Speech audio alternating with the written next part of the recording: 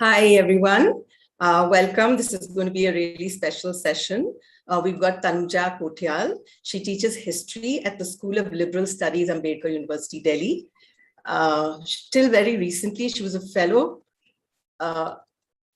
She's actually an alumnus of CHS, Jawaharlal Nehru University, where she pursued her master's degree in medieval history. Her doctoral thesis, awarded by the JNU, New Delhi, examines the relationship between mobility and identity formation in late medieval and early modern Western Rajasthan. At present, as I said, she is teaching history at the School of Liberal Studies, Ambedkar University. And till recently, she was a fellow at the Nehru Memorial Museum and Library at New Delhi, where she worked on a project between history and hearsay, medieval narrative traditions and early modern constructions of Rajput pasts. As part of this project, she has explored 17th and 18th century textual traditions in Rajasthan and their subsequent lives in writings of colonial historians, as well as Indian historians of Rajputana. Her second book, South Asian Borderlands, Mobility, History, Affect, co-edited with Farhana Ibrahim, came out in 2020 and explores historical and anthropological perspectives on borderland lives. Tanuja presently works around a number of issues around the history of Thar Desert, including folk traditions and religious shrines and practices. For the last 2 years, she has also been engaged with a University of York Ukeri-funded project on mapping histories of salt in India, along with Professor Miles Taylor from Humboldt Institute, Berlin, titled Salt, Protest, and Public Health in Modern India. In today's talk, she will be tracing a history of the emergence of folkloristics as a discipline and how recent scholarship has raised important questions about how colonialism defined the discipline in its early days. She will further talk about how oral traditions allow us to explore everyday practices and their relationships with the process of identity formation. Thanks, Tanuja, for joining us. Thank you. Thank you, Saz. Thank you, Nandini, Indira, Saz, Aniket, for inviting me to address the members of Oral History Society of India. It's a great honor to speak to practitioners and people who work with practitioners. My location is, in some senses, pretty liminal to this world. So when I talk about my work around oral traditions, it always takes me back to my own research, which is how I initially began engaging with the idea of oral epics, which was, as Saz pointed out, my early work and continuing has been around migration and has been around the Thar Desert. And during this work, what I was basically trying to look at is how migration interacted with patterns of state formation. And so I was looking at the lives of migrant mobile communities, not necessarily migrant communities as we understand them today. In the process, I realized that the archive that I was looking at as a historian, so I'm trained as a historian, so the archive that I was looking at did not actually allow me to access the histories of a number of communities who simply did not exist in these archives, who were just simply missing, or when they actually were present in these archives, they were present, particularly in the colonial archive, they were present in context of criminality very often. And the only way that, and particularly because I was trying to locate the position of pastoralist communities in the histories of state making in this region, for me, these histories became very complex when I started looking at the difference between what the written archive was telling me and what the oral narratives around deities particularly folk deities like Pabuji in the Thar Desert were actually telling me about the relationship between, let's say, Rajput, Bhil, or Rabari identification, and how these were actually read in the kind of written archive that we had access to. So that is where the journey actually began. Over the last a few years, I have been teaching a course which is called Oral Epics in India, Exploring History and Identity. It's a master's course. And as I say, it's a liminal position that we occupy when we engage with the issues of orality in this course, as people who are literate, as urban, as people who are occupying a classroom, and we are dealing with these questions of orality and how to actually understand the questions of identity through oral narratives among communities where oral narratives occupy a very important position. So I am going to try and bring out some of these dilemmas and some of these questions that we face in the classroom as we engage with this course. For us as historians, as the training that we get as historians, it is very difficult to deal with the context that these oral narratives present, because they are not just they aren't just oral, but they're very layered, and they're steeped in mythological references, and at times present fantastical dimensions which are very difficult to ascertain with the kinds of tools that historical methodology gives us. So the kind of training that we require to deal with such narratives is very often missing, and it often leads us towards these dilemmas that we very often face as students and teachers in dealing with oral traditions.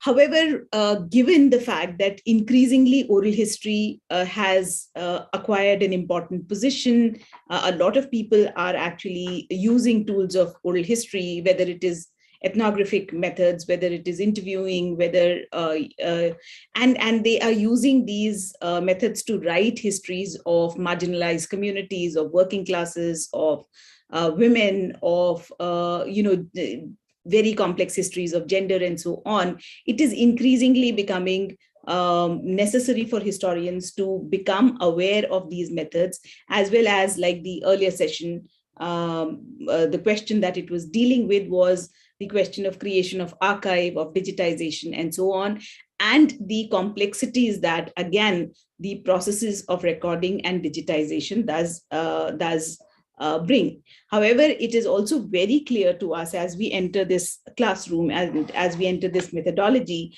that what these narratives present to us, what these bring to us, are histories which are completely obscured by the kind of archive that we have access to, whether colonial or pre-colonial. And in some senses, engaging with these narratives allows us to look at not just what those narratives tell, but the processes of bringing those narratives together, the processes of compilation, of composition of oral narratives. What are these layered histories that we talk about, of words, of epithets, of metaphors, of repetitions? What do these actually indicate, and how do we, through whether it is structuralist methods or post-structuralist methods, how do we actually engage with these questions?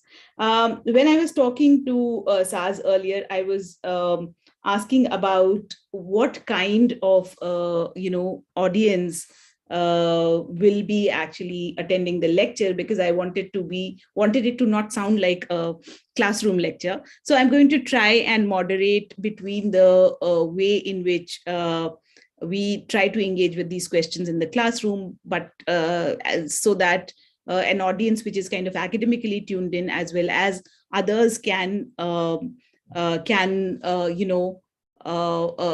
tune into this lecture, and then we can perhaps hold a more meaningful discussion at the end of this lecture.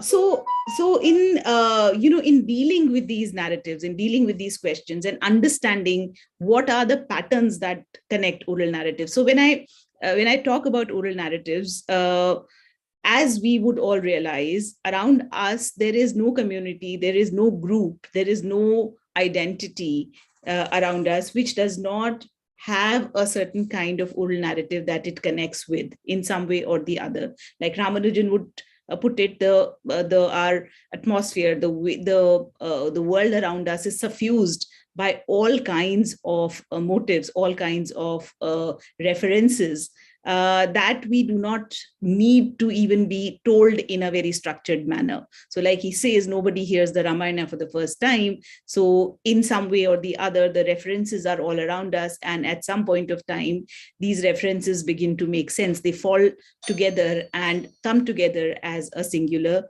narrative. I'm sorry, you'll have to excuse me for just a second. There's a doorbell.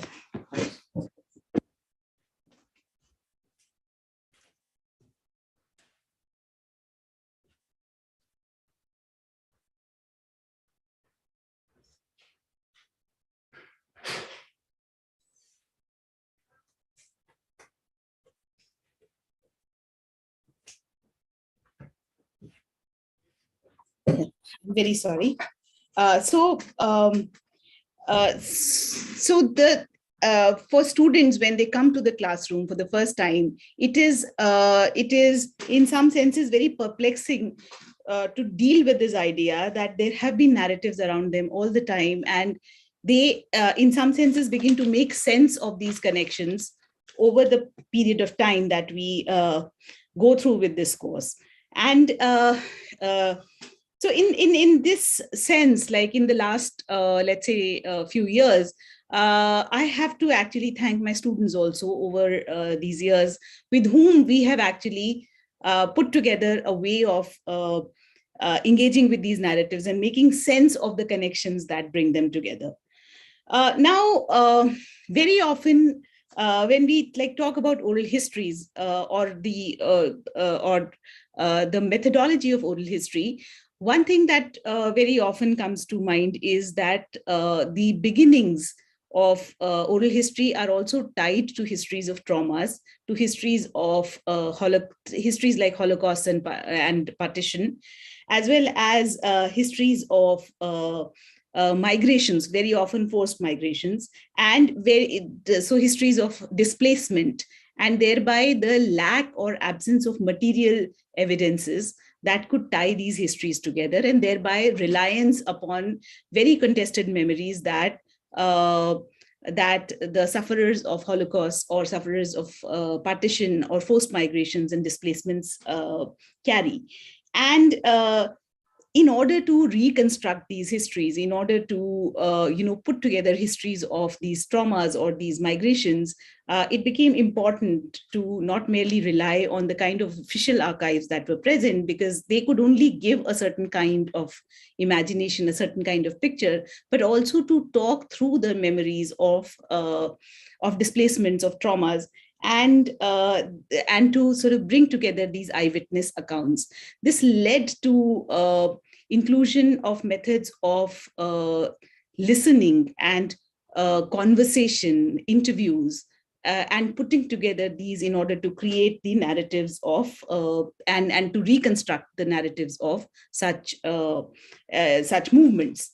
However, the scope of oral history extends beyond merely the traumatic moment, and also goes on to include the question of the everyday experiences of common people, whether they are marginalized communities or minorities of various kinds, or hidden everyday histories of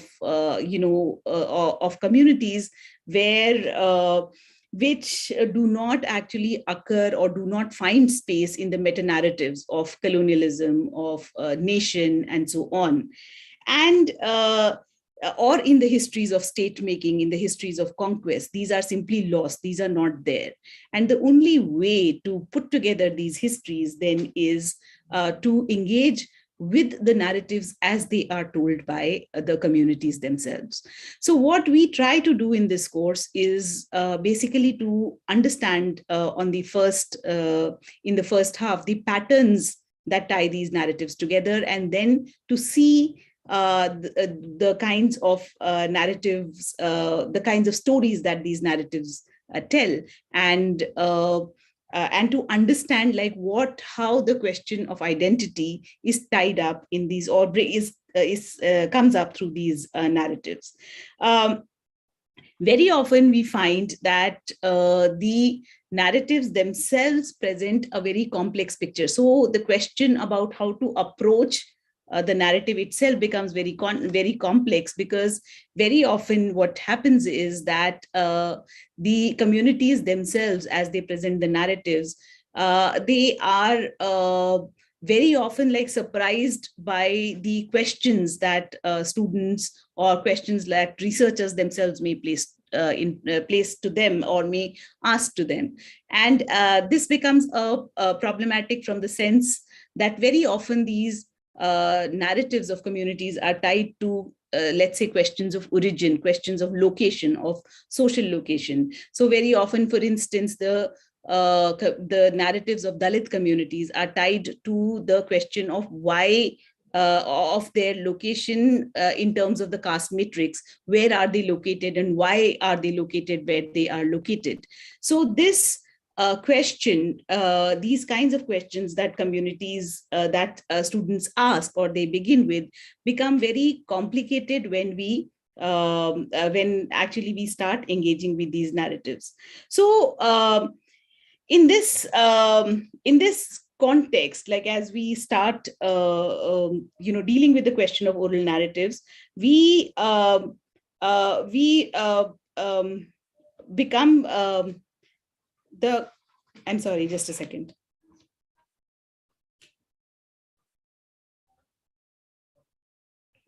Just excuse me for a second.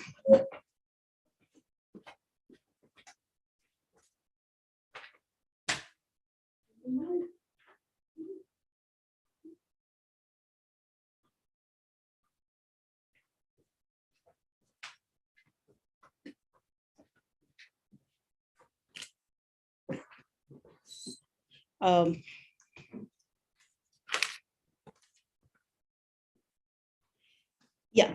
So one of the first questions that we begin with is actually, how does the discipline, what we sort of call folkloristics, or what we call oral histories, actually, how did the discipline itself come together? Because we begin in an academic context, we begin in the context of the classroom. So one of the primary questions that we begin with is, how does the discipline actually come together?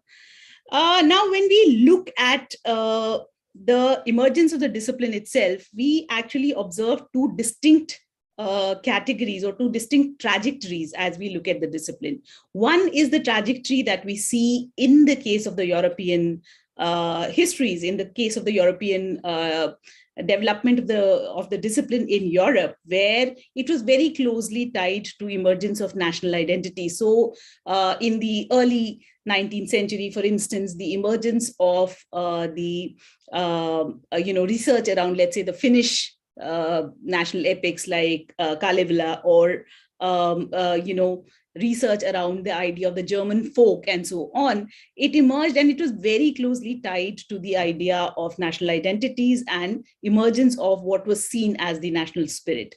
However, when we look at how the discipline of folkloristics, or a research around folkloristics, developed in Asian countries, or what we call the global South, it was very closely tied to colonialism, to the way in which usually colonial administrators, colonialists, or early colonial anthropologists started exploring oral narratives, oral epics around what they saw as native communities.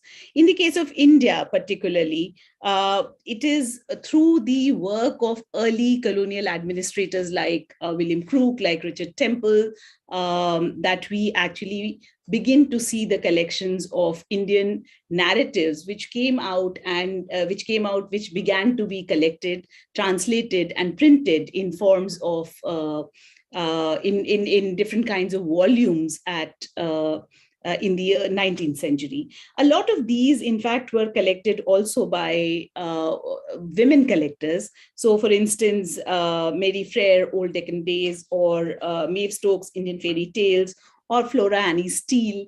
All these became, collected or put together put together these volumes. And very often the people through whom they were collecting these volumes were people who surrounded them. So whether it was gardeners, cooks, maids, or their informants of these kinds. So in some senses, what were the stories or what were the narratives of Indian communities turned into bedtime stories, ghost stories, fairy tales, for trivia, marvel for the people back home in England. The next stage of all these collections were what we call the tribes and caste compendia, which a lot of historians then rely upon, which again, through a series of informants, collected information about communities, about their origins, about their practices, about rituals, and so these compendia were often did not just contain textual information about these communities, but also contained photographic information, which is photographs of families, men and women. So again, like essentializing and typecasting what communities or what even families actually looked like. Now, it's only in the 20th century, and I'm skipping a lot as I'm speaking, it's only in the 20th century that the folklore studies developed into disciplines where anthropological, ethnographic, literary, and historical methodologies actually came together, linguistic methodologies came together to study systematically and structurally a number of oral narratives or a number of oral histories that were spread across the country in different parts of the country. And over this time, hundreds of narratives have now been studied and compared by various people in order to not just come up with like structuralist theories of how to study oral narratives, how to break them down and how to look for patterns, but also to study how one kind of narrative actually differs from the other, and what is the kind of historical trajectory that takes a narrative gives the narrative a particular kind of direction. Why does a narrative figure certain kind of tropes? Why does it not figure certain kinds of tropes? What is the connection of the geography, of the history, of the social context within which that narrative develops over a period of time? Historians have realized the importance of studying these kinds of matrices and have seen these as important aspects of historical research. So in that sense, like whether it is what we call the Palanadu epic of in the Andhra region, whether the Ponar Shankar epic in Tamil Nadu, whether the Draupadi cult in the coastal regions of Tamil Nadu, or the Pandavlila of Garhwal, or the Pabuji epic, or Alha, or the Bon Bibi epic, or all these epics together actually over a period of time help us understand how these epic traditions contain histories of communities which explain to us why the communities came to exist in the ways that they did. When we actually begin to think about oral narratives, or when we actually begin to think about oral epics as such, the first problem that we encounter is that there is no fixed definition of an epic, not in the literary sense. If you go into a literature class, you will encounter a definition of the epic. However, when we look at the epic traditions, there is neither a fixed definition, nor is there a kind of a fixed length that you can use to classify something as an epic or not. Very often these vary. These may be intergenerational narratives. These may be narratives which are martial in nature. These may be narratives which are sacrificial in nature. But what is important, or what ties them together, is that communities hold them central to their own questions of identity. They hold them central in terms of what defines them as a community, and the rituals that are associated with these narratives are held central to defining what constitutes a community and what does not. So in that sense, what we find is that these narratives, which as I said, could be martial or sacrificial, have been transmitted orally over generations. Very often what we find is that there is a kind of liminality to the ecological context in which these narratives exist, which is that these are very often narratives of the borderlands. And when I say borderlands, I do not necessarily mean borderlands in the context of modern nation states, but either ecological borderlands, social borderlands, or even borderlands of certain kinds of regional separations, for instance. So when we look at the question, and very often these also overlap. So when we say when I say ecological borderlands, we often find that the narratives kind of border upon regions which could either be in terms of like forests and agrarian lands, and thereby the kinds of conflicts that come up because of the interactions or conflicts between people who live in forest lands and in agrarian lands. It could also be in terms of deserts and pastures, in terms of mountains and plains, and so on. When I talk about social borderlands, very often these these epics allow us to look into the kinds of borderlands of social identities. So the question of caste, the question of caste location, the question of caste identity, where are communities basically trying to place themselves? What is it that they're trying to tell through the epic? So in that sense, very often it helps us to actually look at the kinds of liminal situations that these epics are located in, and the kinds of questions that they are raising. A lot of these epics have now been recorded. They have been recorded in terms of like creating textual printed versions, which circulate both in local languages, as well as at times they have been translated into English. A lot of these have also been recorded. So recorded by anthropologists, recorded by ethnographers or historians.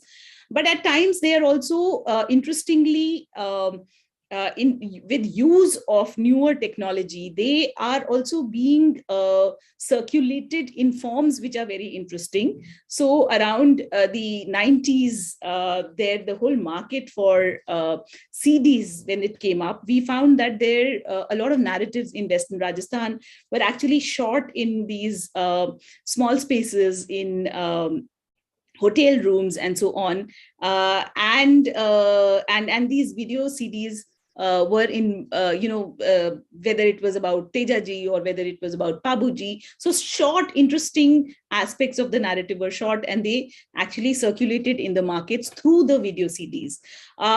Today, like if we go onto the YouTube, we find a lot of these recordings have been uploaded onto the YouTube, and one can very easily access these. And these also circulate through WhatsApp forwards, through MP4s, MP3s, and so on. So in some senses, there is a greater awareness of the availability of these epic traditions. But on the other hand, the kinds of recordings or the kinds of essentializations that have been made through the recording technology is something that people have been discussing through the sessions in this conference itself.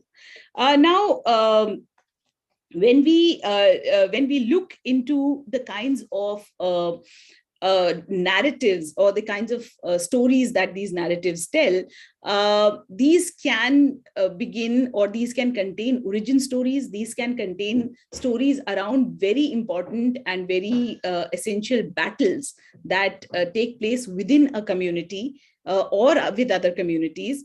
And these can actually tell us about a foundational moment of the community itself. So these, in some senses, become about very interesting, present very interesting coded histories. So, for instance, very often with the Dalit communities, as we like look into the kinds of narratives that circulate, one important aspect that is present in such narratives is the issue of loss of caste. Very often they, in these narratives, multiple kinds of explanations presented, which contain issues of proscribed consumption of proscribed meat, or consumption, or coming in contact with dead cattle, or a proscribed marriage, and so on. So in some senses, then these become coded histories which encode issues that have become difficult as the trajectory of the community has grown over a period of time. In many narratives, what we find is that tropes which are very common across narratives are used to again code very, very difficult situations which have become difficult over a period of time. So, for example, when we look at the narrative of Babuji, for example, which is a very well-worked narrative, a number of people like, John Smith, Alfred Beetle, Janet Campers recently have actually explored the epic in multiple ways. We find the trope of the Apsara as Babuji's mother, who kind of disappears after a point of time, is used. Now, like when we go into the kinds of explanations that are offered around this trope, it is also tied up historically to the idea of emergence of the Rajputs as an endogamous caste group, where the Apsara then becomes a way of hiding, or a way of obscuring the identity of a woman who may not have been Rajput in the earlier versions of the epic itself. So these coded narratives, or these coded tropes, are constantly come up in these narratives. At times, what we find is that these narratives also become counter narratives to the dominant histories. Say, very often what we find is that the kind of histories, or the kind of events that would find space in the dominant histories of different regions or that would not find in space in the dominant histories of the region are present in the oral narratives. One excellent example of this is the Bhili Bharat of the Dangs region in Gujarat, which completely inverts the tropes that are present in the Sanskritic Mahabharat. Now, whether the oral histories, or whether these oral narratives or oral epics that belong to different communities present the opportunity of countering the dominant narrative that is present in the Sanskritic epic, and why does this happen, is a question that has been explored by a number of people, and I will come to it in a short while.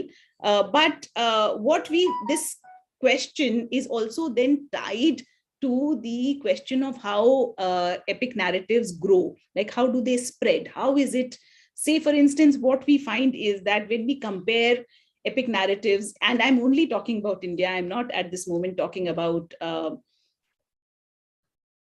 other regions, what we find is that that these oral narratives or these epics contain what would be repetitive tropes. So certain kinds of patterns, whether it is in terms of characterizations, like, say, for instance, a wicked stepmother, or brothers, or the question of exile, which is kind of constantly present, or tropes like I mentioned, exile, are constantly present in these epic narratives.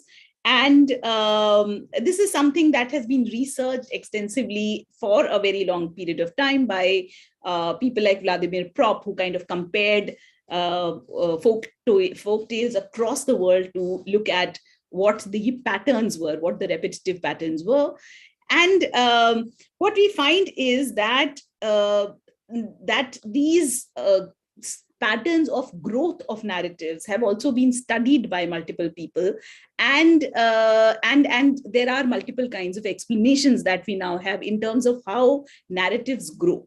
So one of the question that has constantly come up in case of the oral narratives or oral epics in India is the question of their relationship with the Sanskrit epics like the Mahabharata and the Ramayana, in terms of are these derivatives of the Sanskritic epics, or what is their relationship? Do they come from the Sanskritic epic, or do they make the Sanskritic epic? And this is a question that people like Alf Hilterbeetle have engaged with for a very long period of time.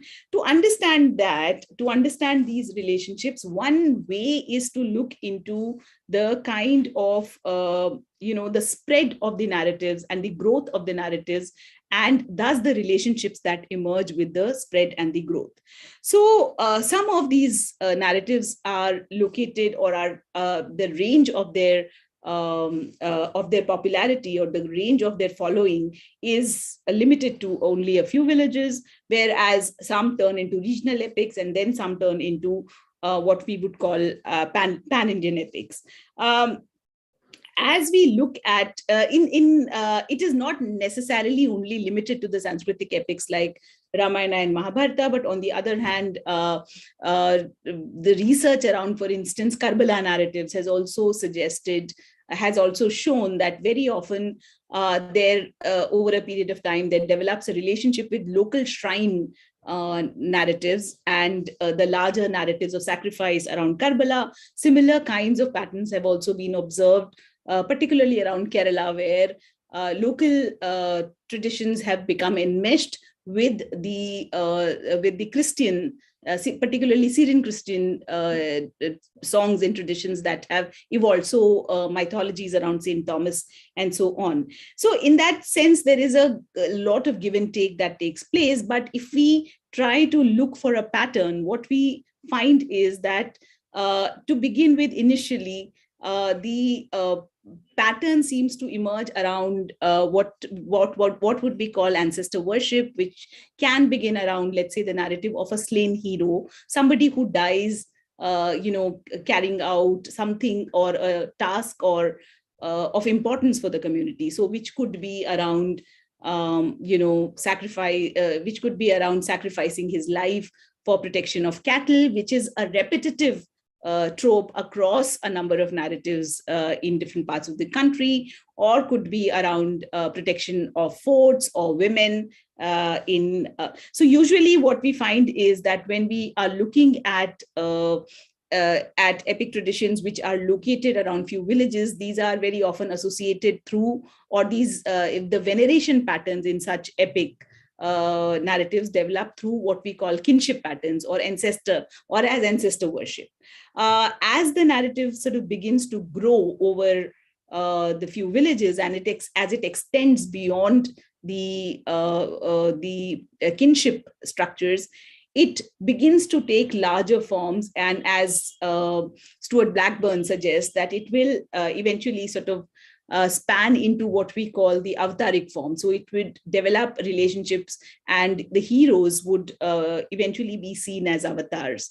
In this pattern, what we also see is the relationship between death and deification, whereas what happens is that the dead hero is given a pre-life, which is a certain kind of destiny, in terms of like the fact that the hero was born to carry out certain kinds of actions that were important and central to the identity of the community. So in this pattern, what we see is that the narrative develops a relationship with a larger epic which is popular all over the country, like the Ramayana or the Mahabharata.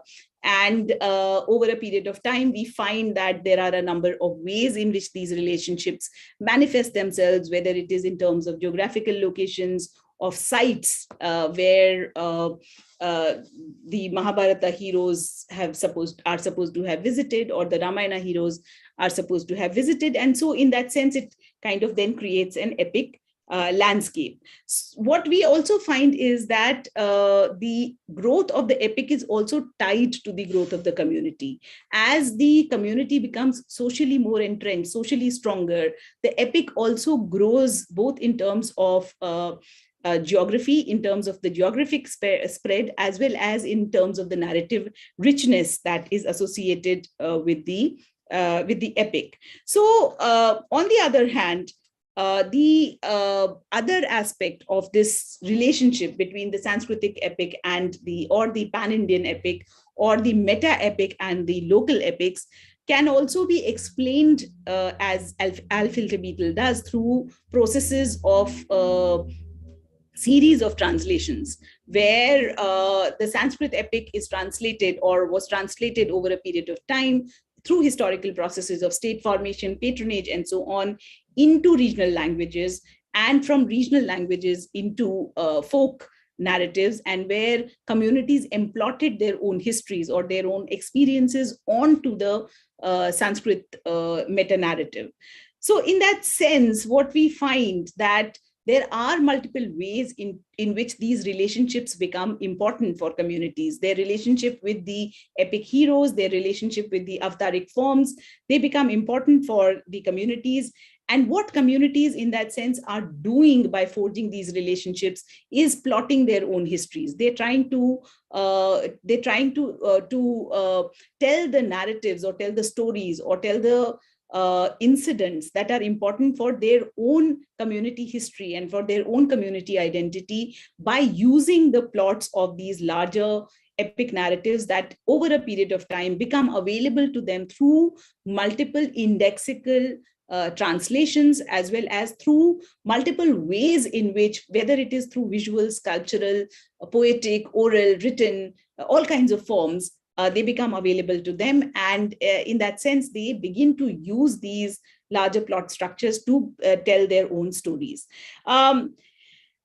These narratives allow, or the presence of these narratives, whether in a largely shifting social scenario, in a largely shifting social context, where dimensions of power are emerging. Some communities emerge stronger over a period of time. They become stronger socially through acquisition of land, acquisition of power, and so on, and others remain at the margin.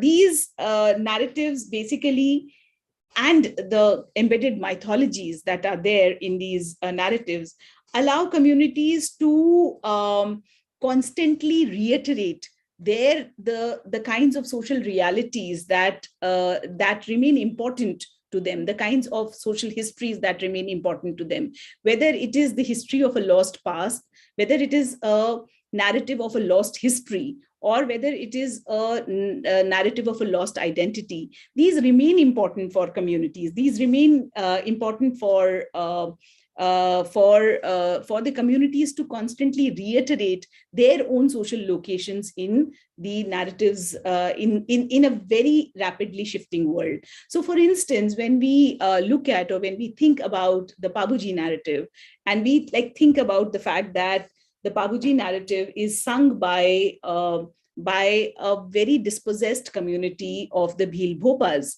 who have nothing to do with the Rajput epic that the Babuji tradition is, what we realize is that what the Bhil Bhopas are doing through, so what is the claim that the Bhil Bhopas then make? The Bhil Bhopas make a claim that they are the repositories of the Babuji tradition. They're the ones who can tell his story. They're the ones who were entrusted with the scroll that contains his story. So by doing so, and by the Babuji narrative contains very important elements, or very important aspects of participation of a very martial identity of the Bhils themselves, who participate in these battles. And by doing so, what they end up doing, or what they end up telling, is a kind of very important counterclaim to the Rajput history themselves. What the Bhils are saying, what the dominant understanding that that one perceives through the kinds of claims that the Bhils make, is that that at some point of time Bhils were also Rajputs. But when we closely look at the kind of story or the kind of histories that the Bhils tell, what the Bhils are actually, the claim that they're making is that Rajputs were also at the same level or in the same context as Bhils were. And as the relationships of power over a period of time have developed, Rajputs have acquired a different kind of social standing. We find several similar kinds of instances of claims that are made in different oral epics. Now, these may sound very mythologized. These may sound very fantastical.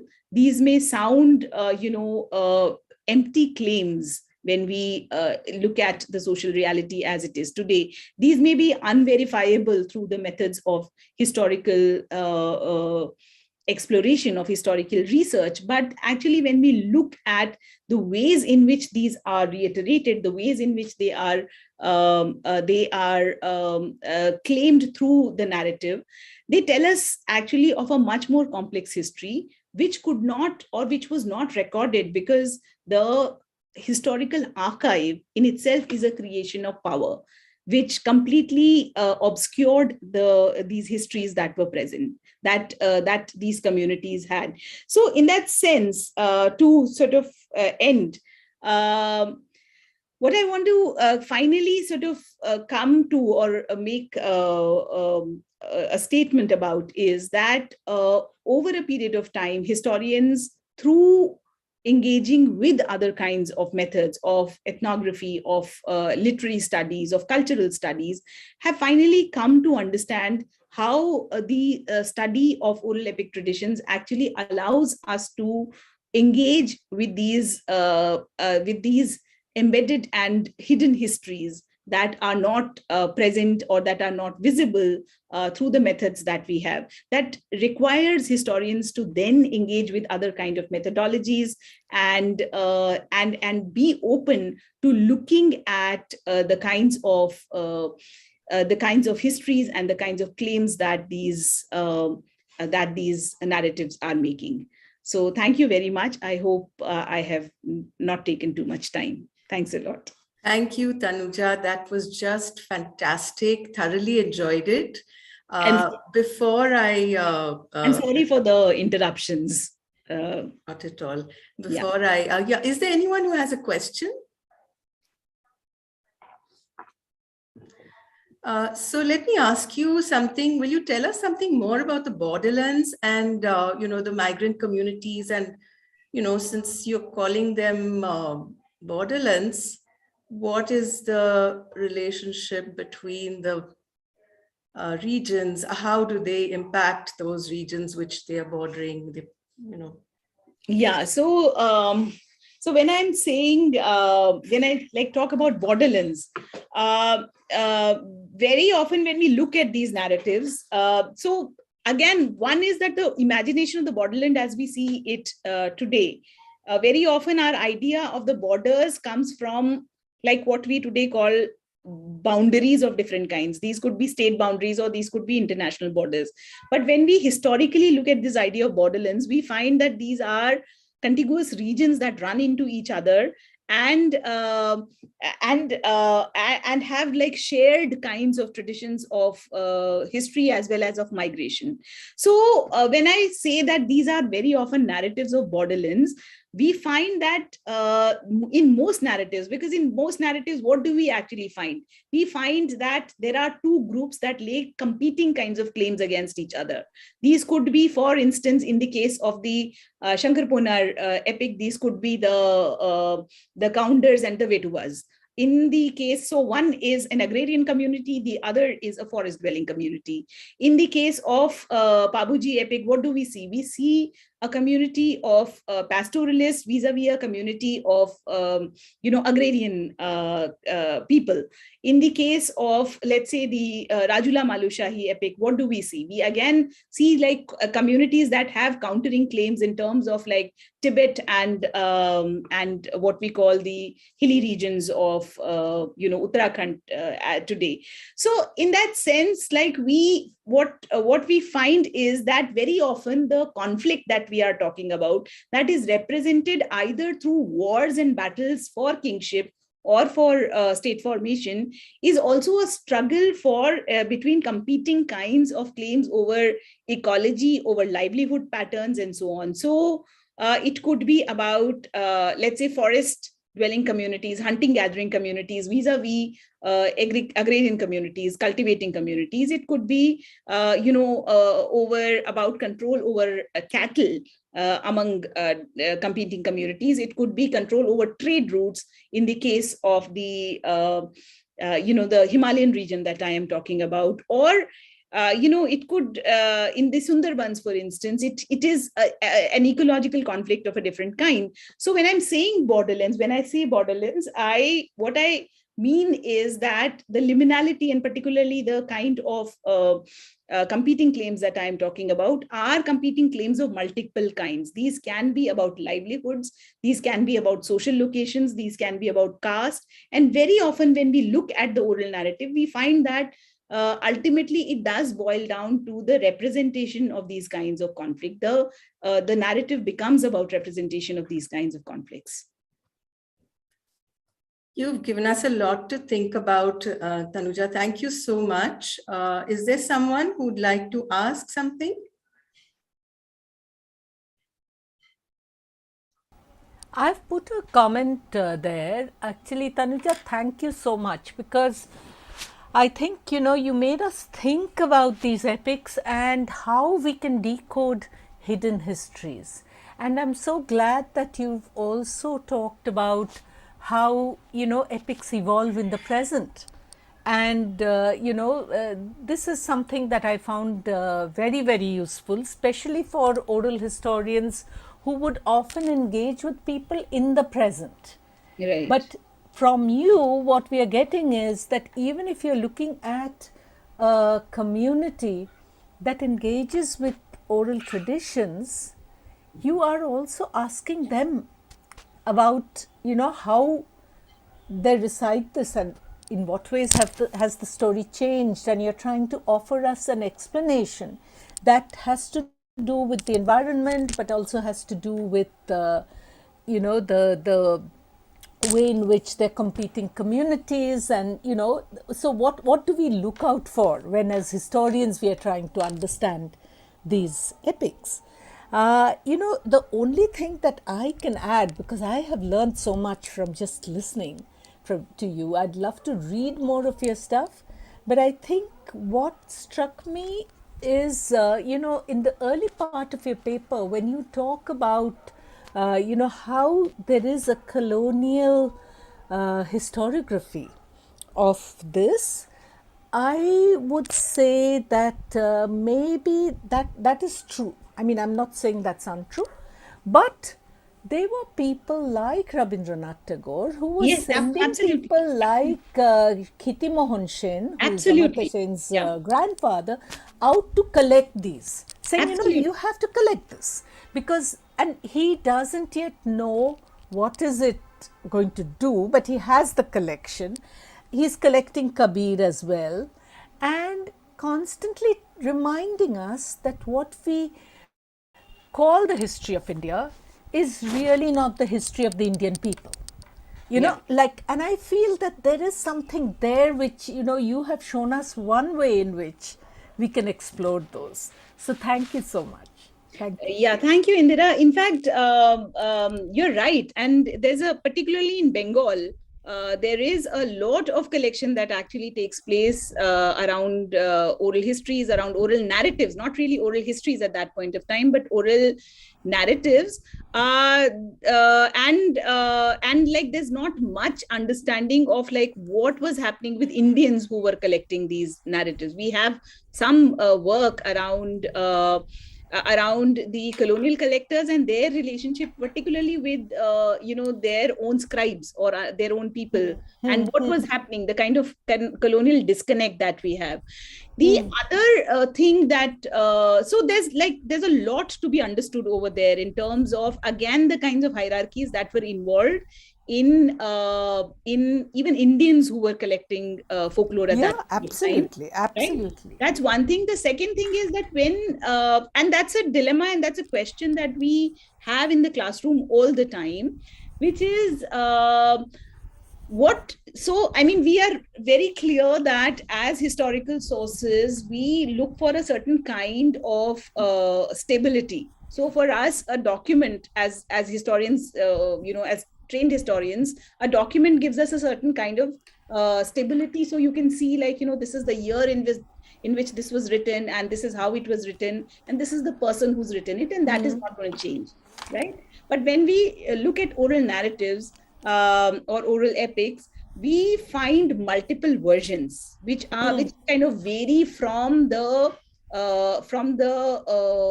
singer to singer, or from the orator to orator. It kind of changes. There are multiple kinds of elements that are then brought in, and there are multiple kinds of things that are then erased from the narrative itself. So from the historian's point of view, I think that what is not important is what that epic is, or what do we get as a final epic. That there is no final epic as such, but what is it that we are looking at? But what is important is to trace the processes through which certain elements are included and certain elements are excluded. So what kind of remains in the epic? What is taken out of the epic? How does that work? What are the kinds of power hierarchies that are involved in the processes of remembering as well as forgetting? So, which parts of the epics are then erased, and why Beautiful. are they erased? Thank you. That actually helps us. That is the question. As historians, that becomes important to us. The other question that sort of becomes important for us, again, and I'm speaking completely from the point of view of a history class, is that very often there are these binaries that we sort of operate through. So one binary is orality and textuality. So there is oral and then there is written, and then one binary is that there is memory and then there is history, or there is like oral and then there is history, and so on.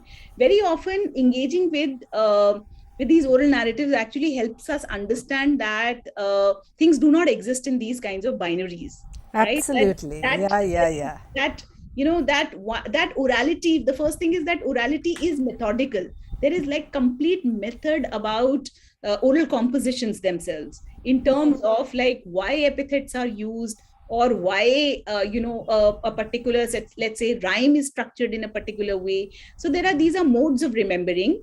The other thing is that there's also this whole question about orality as primeval, that it was like something which is of the past, and writing as something which is modern. And now that we move towards writing, orality has ceased to exist. Whereas, as like Ong and other people would show us, and as we experience around us, orality reinvents itself in multiple ways through technology. Technology becomes like really important in resurrecting orality through like multiple modes, and it's also allowing people to actually to kind of invent orality where even textual frames are present. So again, this whole thing about like orality is something primeval. It is like something that belonged in the past, and writing is something that is associated with modernity, and there's no going back, is again a kind of let's say a myth that gets busted in the classroom when we actually see that the epic আমার খুচরো নেই, আমি দিয়ে দিচ্ছি। that the epics are constantly invented and reworked through social processes, even in the present. So yeah. Thank you so much. I mean, I'm so glad someone is teaching medieval history in this way. It really brings it alive, It's beautiful. Thank you. Thank you so much. I'm so glad I'm here, and I hope, I've lived up to at least a bit of your expectation. Oh, no, I think, this was fantastic. I think we need more and more people who work this way, and there's a back and forth, and we can maybe have more conversations, absolutely. about how we go about doing more contemporary, recordings, because even I work with the Patachitrakar community, right. And we talk, we record their I record their songs, but I also ask them about their lives, and I'm trying to understand how they are framing it. That's why I Absolutely. really enjoyed your paper. Absolutely. Thank you And so much. For us, for at least for me and for a few other people who've been teaching history and who've been trying to get, oral histories into the classroom, it's a way of actually making people think about the archive itself, like how the archive itself comes together and what are the different kinds of archives that exist True. that history students actually do not even think about. And there is a need to actually look at the kind. Also, it's sort of in some senses what I've also realized is that teaching these courses actually helps me and my students to even think about, let's say, modern myth making, or how, like, modern in contemporary times, orality and so orality is always, like, when we talk about like societies, we find that orality is always more effective than the the textual traditions. So, like, there is so much presence of sound and visual around us, and that is, like, that's the kind of message that advertisers live by. And so in some senses, like, understanding these patterns helps students also discern the modern ways through which orality is constantly present around them. Right. So yeah, so I hope So important, and also so important to see how the past is always interwoven into the present, yes, and absolutely. that's very important. And if that is what students are taught in a medieval history class, that is excellent, because otherwise it was always presented to us as so dead, and you just learn those early things, you don't see it as their continuities, Yes, as absolutely. and as UR Anantamurthy would say, I live in many worlds. That, when I listen to this epic, I'm in the medieval period. I'm listening to Right. it in old Kannada. So, you'd always have this thing about time in different frames, right? It's the present, but there's also time past. It's all very nice. Thank you. Thank you so much. Thanks a lot. I was, in fact, the whole day today we were having our presentations for the same paper, and there's around 40 students who actually came up for their project with presentations on something like maybe 15 different epic traditions from India, from ranging from Bedbazi in Jammu and Kashmir to Alha, to the Pona Shankar, to multiple goddess traditions from Andhra Pradesh, from Kerala, from Assam. So it sort of it's important, and it's interesting that students actually realize that these traditions exist, and that they are ways of actually telling the histories of communities through these traditions.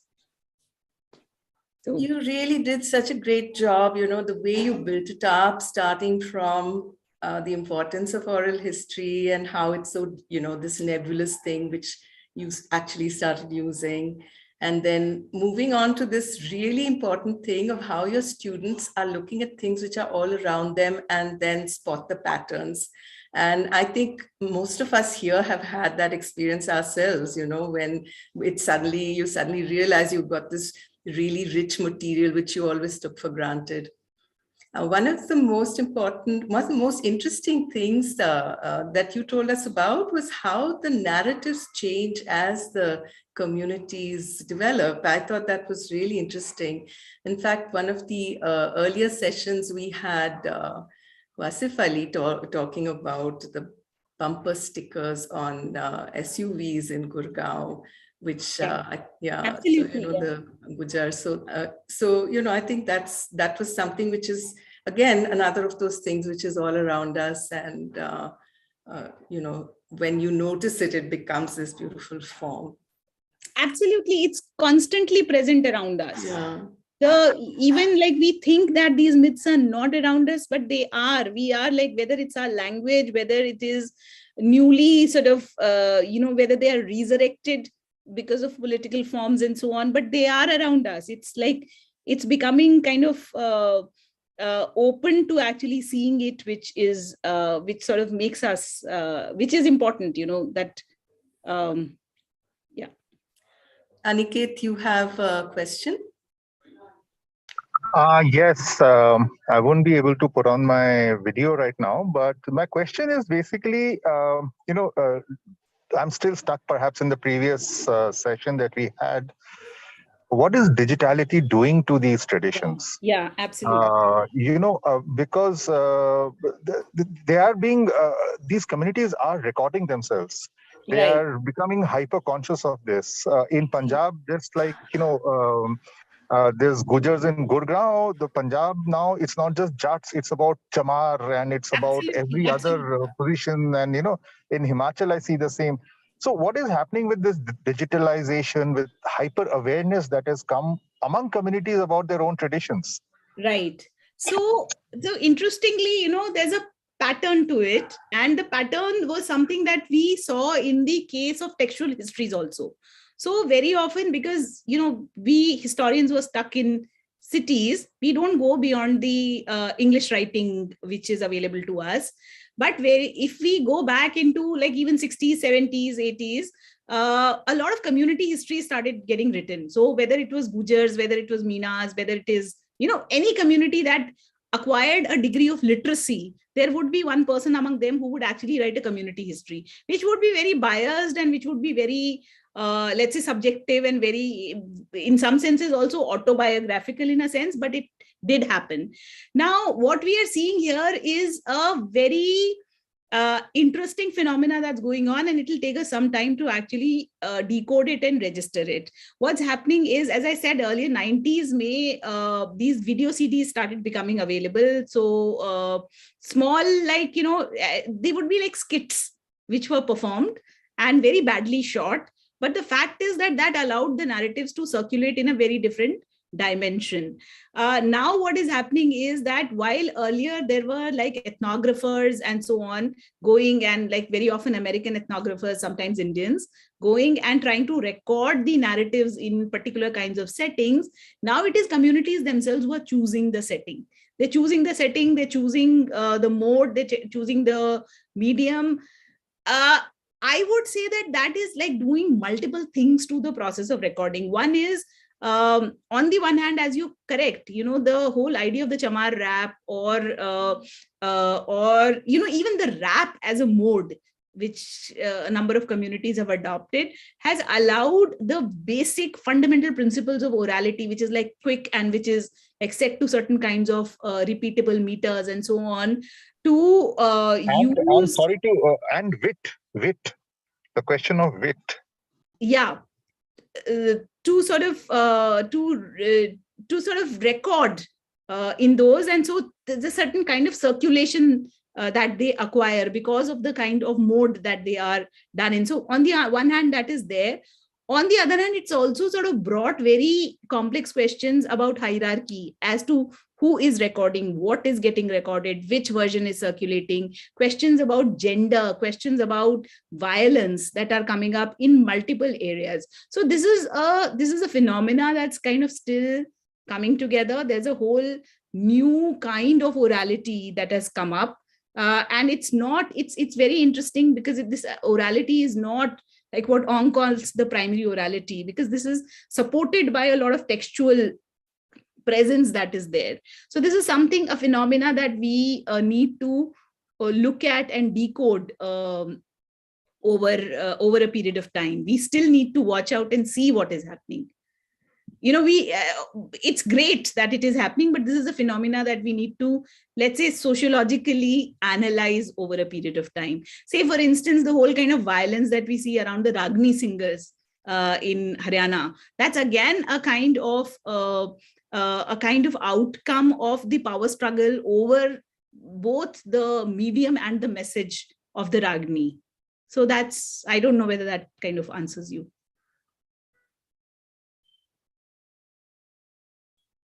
Aniket, are you there? Oh yes, I forgot to unmute myself. Yes, of course it answers me. No, it's true. I think we just need to think through about this We together. I mean, do. all of us. We do. And it's also, see, what it's also doing is that, and which is why it kind of makes me interested in this whole phenomena. It is actually allowing, communities, whether it is, Dalits in Punjab, or whether it is the whole kind of like refashioning of caste identity or tribal identity. So earlier, while, see, books were written, so lots of books around Meena history or Gujar history and so on, like, but who would read those books, right? Now there is a medium which is there, it's on your phone, and you can kind of use it. So there's a very intelligent use that is happening. I wish we were able to do that kind of like intelligent use of the medium that a number of groups are doing. Nice. Right. There's a very interesting comment in the chat box by Vrinda. Vrinda, will you tell us more about this? No, actually, when Tanuja mentioned about modern myth making, I could actually relate to that, because when I'm doing business history of a family business, there are so many like corporate myths that are floating around, even even other big business houses in India, and they are actually being posted on social media. People talk about it, but when as an archivist, when we are actually trying to find out the truth behind it, it is so difficult. And and then we realize that, okay, this has been like just a story which has been floated to maybe just inspire and just so that's actually, I just wanted to point it out that I'm really glad that she brought out the modern myth making as well, because myth making continues, and so prominently nowadays today, thanks to social media. So yeah, so that's all. Absolutely. In fact, it's also the way in which we see that it's interesting. For instance, so I'm a medievalist, and I, this is still a kind of temporal course that I teach, which is across time frames. But like even in a traditional medieval history undergrad classroom, the first thing that we kind of notice is that today there is a greater kind of awareness of the what we call the Muslim period of history than there was like some time back, because the social media is kind of suffused with it. So similarly, like even there is a kind of even a history of the audiovisual medium and its relationship to religion that a number of people have done, the growth of religious awareness in India, which needs to be done, which needs to be brought out. So right from, let's say, the coming of the television, things like Astha channels, things like, so even the kind of the Bhagavats that take place in the in those channels are a form of message making. So they are like a form of like, so Vansina talks about like these multiple forms of message. So these are all messages that are constantly being created, and they contributed so heavily to myth making of different kinds, not just myth making, but also like the way in which certain kinds of narratives got concretized over a period of time. So yes, it needs to be studied is what I will say. Thank you, Tanuja. That was Thanks really, a lot. like, all of us have really enjoyed it, learned a lot. And Brinda, can I pass this on to you to close the session, please? Yeah, thank you, Saz, and thank you, Tanuja, for this wonderful session. And there are like so many things to really think about and study as well, as Tanuja rightly said. So I'm here just to do the quick vote of thanks. And I really quite applaud the efforts of Rahi Soren and Debarati, who actually made this conference possible. And, I also thank Jadavpur University, the Vice Chancellor and Pro-Vice Chancellor, for agreeing to collaborate with us this year for OHI conference. Also, like all the OHI members who in different capacity, have actually, put their efforts in spite of their busy schedules and other engagements So I would like to, thank all those who have put in their efforts. Sangamitra Shweta, who has done these lovely posters. Also, Bharat, who actually handles our websites and all the content that is being posted over there. Sorry about the disturbance at the back, if you're hearing that. Also, thank you, Venkat, for handling registrations, and of course, Nandini for being always like inspiring us and after us, to get things done. So thank you, everyone, and Indira for like inspiring us as always. And all the participants, all presenters, panelists, moderators, and we had a audience also for like last 2 days. So thank you everyone who has contributed to make this conference possible. And I'm sorry if I have missed out on thanking anyone. So yeah, thank you everyone. Thanks a lot.